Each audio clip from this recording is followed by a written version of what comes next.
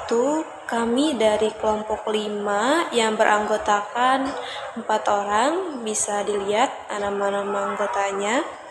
Di sini kami akan menjelaskan mengenai kesalahan berbahasa pada poster ataupun iklan, di mana tujuan dalam pembuatan video ini dalam rangka memenuhi ujian akhir semester pada mata kuliah Bahasa Indonesia yang diampu oleh Profesor Dr. Bapak Agus. Penggunaan bahasa Indonesia sendiri di dalam ruang publik memang masih banyak kesalahan yang ditemukan, baik itu dalam penulisan maupun dalam tata bahasa lisan, baik berupa diksi ejaan maupun penulisan huruf kapital. Kebanyakan mengandung unsur ketidaktepatan. Kesalahan yang banyak terjadi mencerminkan bahwa kurangnya pemahaman individu sebagian besar masyarakat terhadap bahasa baku. Berbicara mengenai aksi unjuk rasa yang sering terjadi, poster lumrah digunakan untuk menunjang kegiatan tersebut. Namun, dalam partisipasi aksi tersebut untuk mencapaikan keluhan, ide, gagasan, masih banyak terdapat kata-kata yang tidak tepat dalam penulisannya. Poster yang dibuat oleh para pengkritik yang mau menyindir pihak-pihak terkait, tulisannya yang banyak menggelitik dan bahkan membuat halayak ramai memperhatikan apa yang tercantum di dalamnya. Oleh karena itu, perlu adanya penuangan bahasa Indonesia lisan ke dalam tulisan secara benar. Hal ini untuk menghindari persepsi yang salah terhadap bahasa. Kesalahan berbahasa adalah pemakaian bentuk-bentuk tutur berbagai unit kebahasaan yang meliputi dari kata, kalimat, paragraf yang menyimpang dari kaidah bahasa Indonesia yang baku, serta pemakaian ejaan dan tanda baca yang menyimpang dari sistem ejaan dan tanda baca yang telah ditetapkan sebagaimana dinyatakan dalam buku ejaan bahasa Indonesia yang ada di Indonesia. Kesalahan berbahasa biasanya ditentukan berdasarkan ukuran keberterimaan apakah bahasa ujaran atau tulisan si pembelajar bahasa itu berterima atau tidak bagi penutur asli atau pengajarnya. Jadi, jika pembelajar bahasa Indonesia membuat kesalahan, maka ukuran yang digunakan adalah apakah kata atau kalimat yang digunakan pembelajar benar atau salah menurut penutur asli bahasa Indonesia.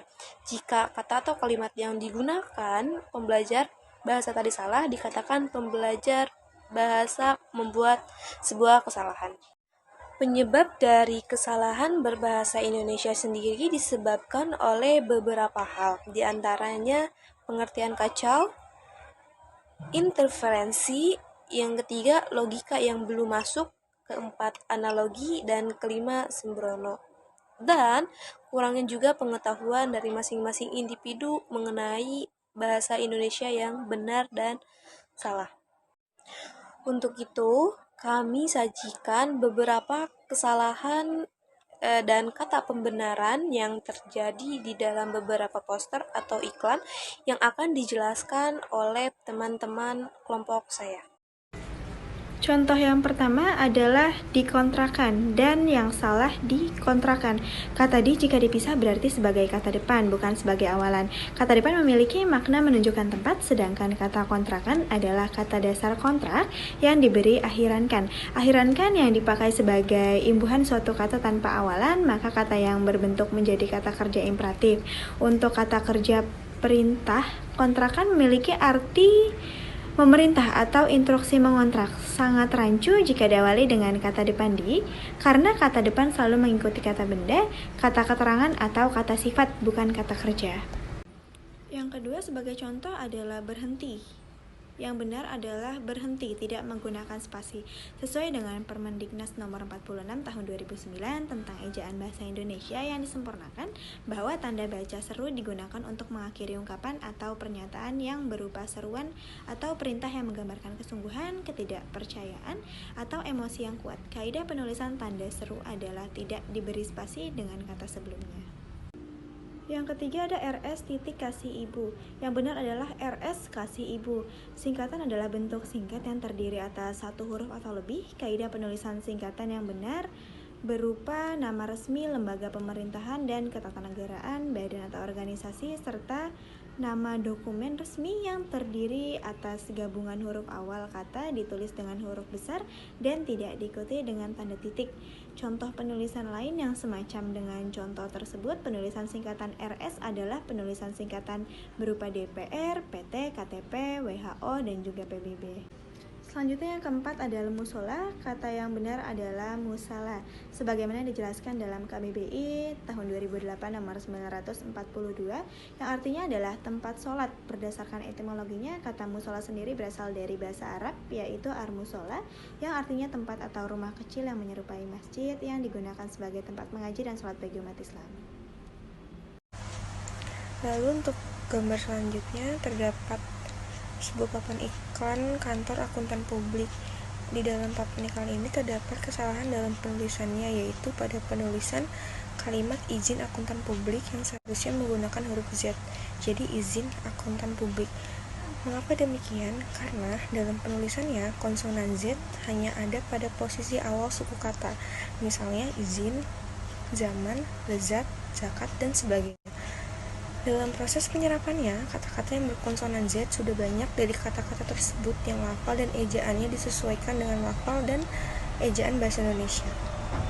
Lalu untuk gambar selanjutnya terdapat sebuah pelang dokter gigi yang di dalamnya itu terdapat kesalahan penulisan pada nama hari, yaitu hari Jumat, yang seharusnya tidak memakai tanda baca.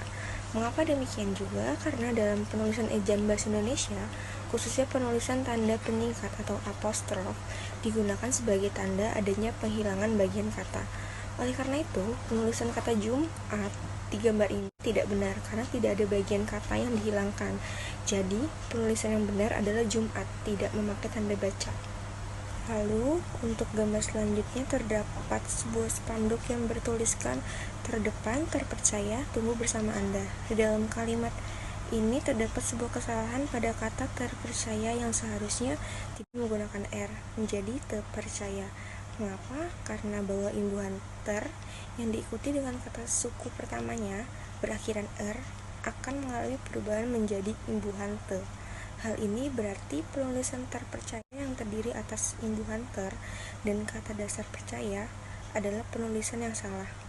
Jadi, penulisan yang benar adalah terpercaya, yang artinya paling dapat dipercaya. Selanjutnya itu ada pelang yang bertulisan PT Titik Mitra Bisnis Internasional. Dalam penulisan ejaan bahasa Indonesia yang disempurnakan, kata-kata yang disingkat berkenan dengan lembaga pemerintah, nama badan internasional, nama dokumen kenegaraan, dan lain, maka ditulis dengan huruf besar di belakang. Tiap huruf tidak diberi titik.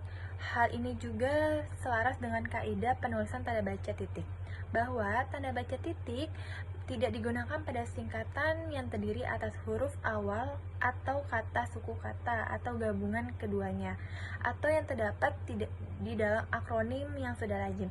Keterangannya itu PT Titik Mitra Bisnis Internasional, itu yang salah. Yang benar itu PT Mitra Bisnis Internasional, tidak pakai titik di belakang PT.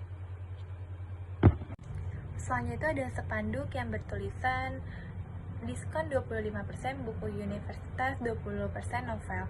Pemilik diksi atau universitas atau tidak tepat.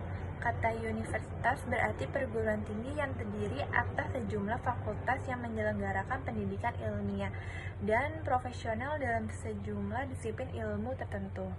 Hal ini berarti bahwa toko tersebut hanya menyediakan buku-buku yang diperuntukkan bagi universitas, padahal maksud dari pemilik toko tersebut adalah bahwa di toko buku itu tersedia berbagai macam buku dari berbagai disiplin ilmu yang diperuntukkan bagi mahasiswa.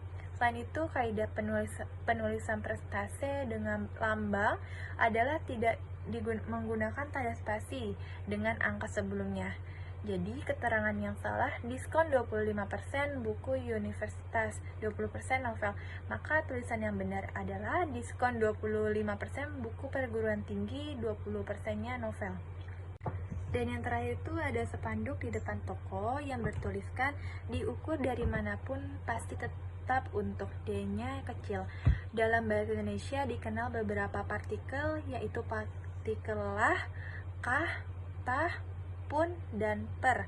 Pada penulisan partikel pun ada dua ketentuan cara penulisannya, yaitu satu, partikel pun yang berarti juga ditulis terpisah dari kata yang mendahulunya, dan yang kedua, partikel pun pada kata penghubung seperti biarpun, meskipun, sungguh pun, dan sekalipun ditulis serangkai karena dianggap sebagai bagian dari sebuah kata. Jadi kata yang salah itu diukur dari manapun pasti tetap untung, D-nya kecil. Dan yang benar itu diukur dari manapun pasti tetap untung, tetapi D-nya besar. Sekian dari kelompok kita, kurang lebihnya mohon maaf. Wassalamualaikum warahmatullahi wabarakatuh.